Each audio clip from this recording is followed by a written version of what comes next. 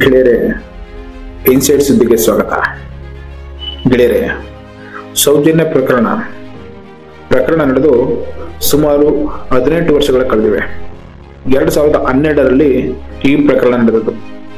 ಅಲ್ಲಿನಿಂದ ಇಲ್ಲಿಯವರೆಗೂ ಅನೇಕ ಹೋರಾಟಗಾರರು ಈ ಪ್ರಕರಣ ಕುರಿತು ಹೋರಾಡುತ್ತಲೇ ಬಂದಿದ್ದಾರೆ.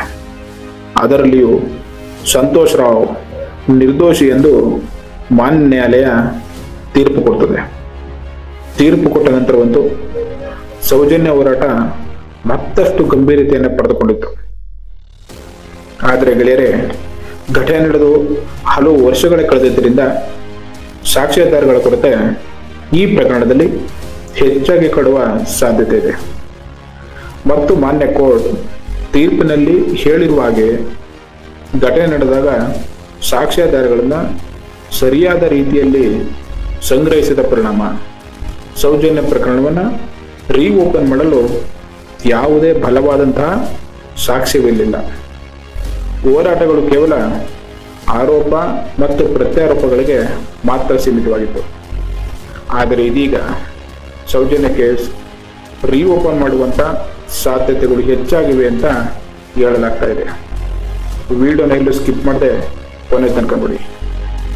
ಗೆಳೆಯರ ಮೊದಲ ಬಾರಿಗೆ BY ವಿಜಯೇಂದ್ರ ಅವರು ಬಿಜೆಪಿ ರಾಜ್ಯಾಧ್ಯಕ್ಷರು ಧರ್ಮಸ್ಥಳದಲ್ಲಿನ ತಮ್ಮ ಸಮಾವೇಶ ಮುಗಿಸಿ ಸೌಜನ್ಯ ಮನೆಗೆ ಹೋಗಿದ್ದಾರೆ.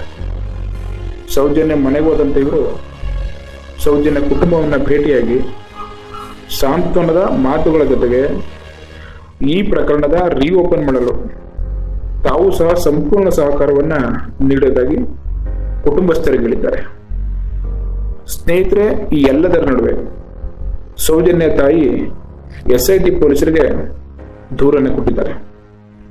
ಸಾಕ್ಷಿದಾರ ಚಿನ್ನಯ್ಯ ಒಂದು ಟಿವಿ ಇಂಟರ್ವ್ಯೂನಲ್ಲಿ ಸೌಜನ್ಯ ಹೆಸರು ಪ್ರಸ್ತಾಪಿಸಿದ್ದಾಗಿ ಮತ್ತು ಚಿನ್ನಯ್ಯರ ಸಹೋದರಿ ಮಾನವ ಹಕ್ಕು ಆಯೋಗದ ಅಧಿಕಾರಿಗಳ ಮುಂದೆ ಸೌಜನ್ಯ ಕಾರಣಕ್ಕಾಗಿಯೇ ನಮ್ಮನ್ನು ಎದುರಿಸಿ ಊರು ಬಿಡುವಂತೆ ತಿಳಿಸಿದ್ರು ಅಂತ ಹೇಳಿಕೆಯನ್ನು ಕೊಟ್ಟಿದ್ದಾರೆ ಅಂತೇಳಿ ಸೌಜನ್ಯ ತಾಯಿ SIT ಪೊಲೀಸರಿಗೆ ದೂರನ್ನು ನೀಡಿದ್ದಾರೆ.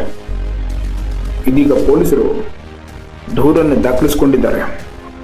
ಇನ್ನು ಈ ಪ್ರಕರಣ ಮತ್ಯಾವ ರೂಪ ಪಡೆಯಲಿದೆ ಅನ್ನೋದನ್ನ ನಾವೆಲ್ಲ ಕಾದು ನೋಡಬೇಕಿದೆ. ಇವೆಲ್ಲದರ ನಡುವೆ ಸ್ನೇಹಿತರೆ, ಮಂಡ್ಯ ಮೂಲದ ಮಹಿಳೆಯೊಬ್ಬರು ಒಡನಾಡಿ ಸಂಸ್ಥೆಯ ಸ್ಟ್ಯಾನ್ಲಿ ಅವರ ಮುಂದೆ ಬಂದಿದ್ದಾರೆ.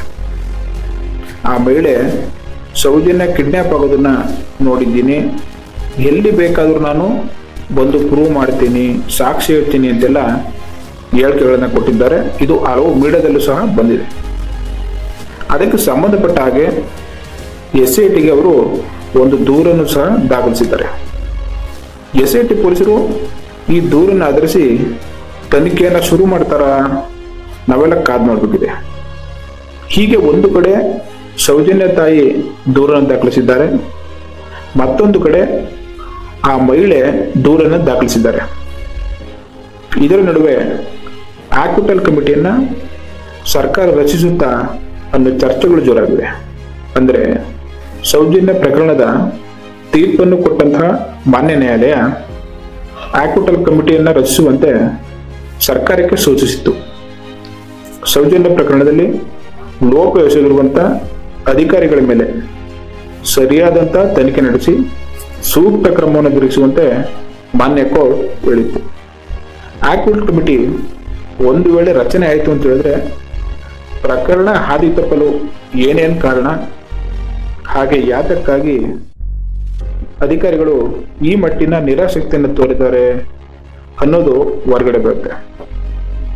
ಇದರಿಂದ ಸೌಜನ್ಯ ಪ್ರಕರಣವನ್ನ ಮರುತನಿಖೆ ಮಾಡಬಹುದಾ ಇಲ್ವಾ ಅನ್ನೋದಕ್ಕೆ ಒಂದಷ್ಟು ಕ್ಲಾರಿಟಿ ಸಿಗುತ್ತೆ.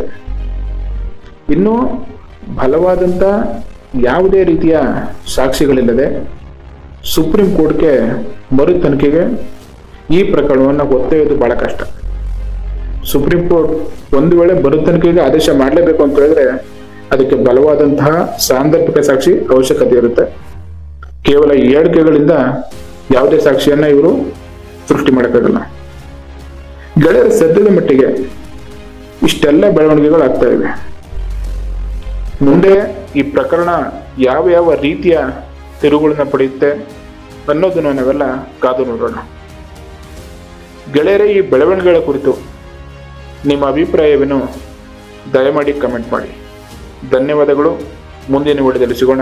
ನಮಸ್ಕಾರ.